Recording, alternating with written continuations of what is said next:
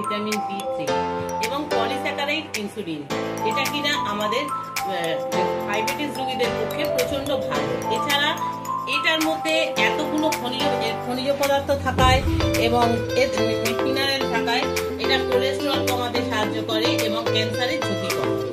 এই মাশরুমটার এই যে নিচের অংশটাকে এটাকে আমি কেটে ফেলে দেবো। এটাকে আমি এইভাবে তো তুলে দেবো, দিয়ে এর ওপরের একটা পাতলা অংশ আর ছালটাকে এটাকে আমি এইভাবে আলতো করে আমি এই ছালটাকে আমি ছাড়িয়ে নেবো। এই ছালটাকে আমি এবারে ছাড়িয়ে নেবো। প্রত্যেকটাই আমি এইভাবে পরিষ্কার করে নেবো মাশরুমগুলো, নিয়ে আমি আপনাদের কাছে ফিরে আসবো।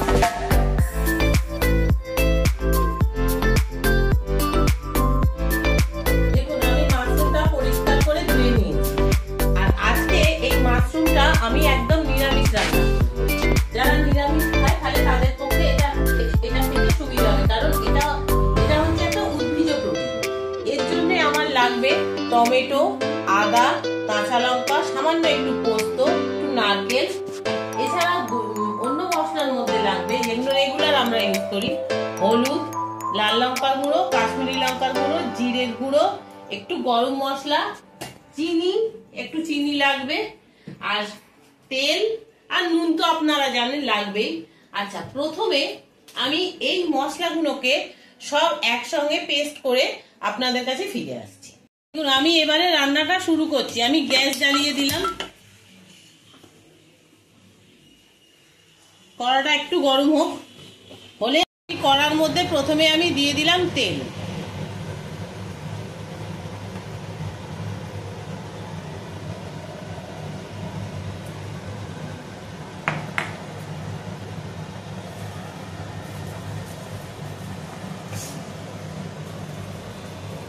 এই তেলের মধ্যে আমি প্রথমে দিলাম গোটা জিরে আর গোটা গরম মশলা।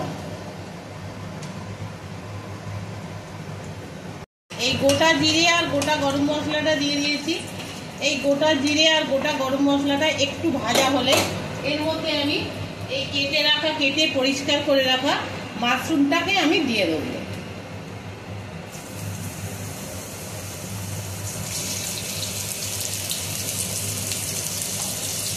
দেখুন, মাশরুমটা দিয়ে আমি একটুখানি হালকা ভাজা করে নেব।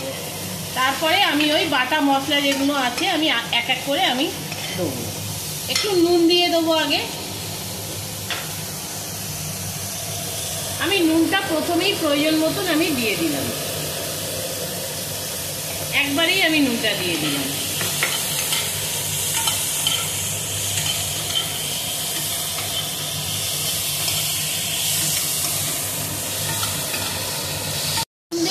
মাশরুমটা দিয়ে কতটা জল ছেড়েছে, এই জলটা আমি শুকিয়ে নেব, তারপরে আমি মশলাগুলো দেবো। মাশরুমের জলটা কিন্তু আমার শুকিয়ে গেছে। এবারে আমি যে মশলাটা প্রথমে পেস্ট করে রেখেছিলাম, আদা, কাঁচা লঙ্কা, পোস্ত, নারকেল, সেই পেস্টটা আমি দিয়ে দিলাম। পুরোটা আমি দিয়ে দিলাম, দিয়ে আমি একটুখানি নাড়ব।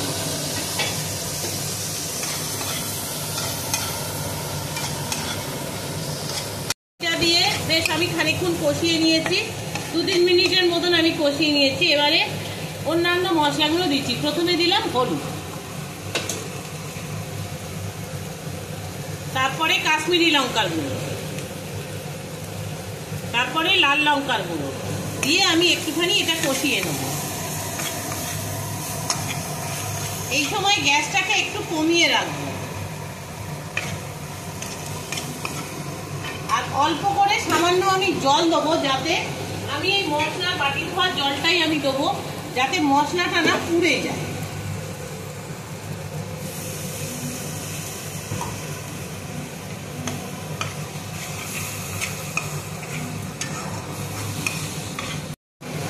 দেখুন, এবারে আমি এই জিরের গুঁড়োটা দিয়ে দিলাম, আর একটু মশলার বাটিটা ছেড়ে আমি এর মধ্যে দিয়ে দিলাম, দিয়ে আমি নাড়বো।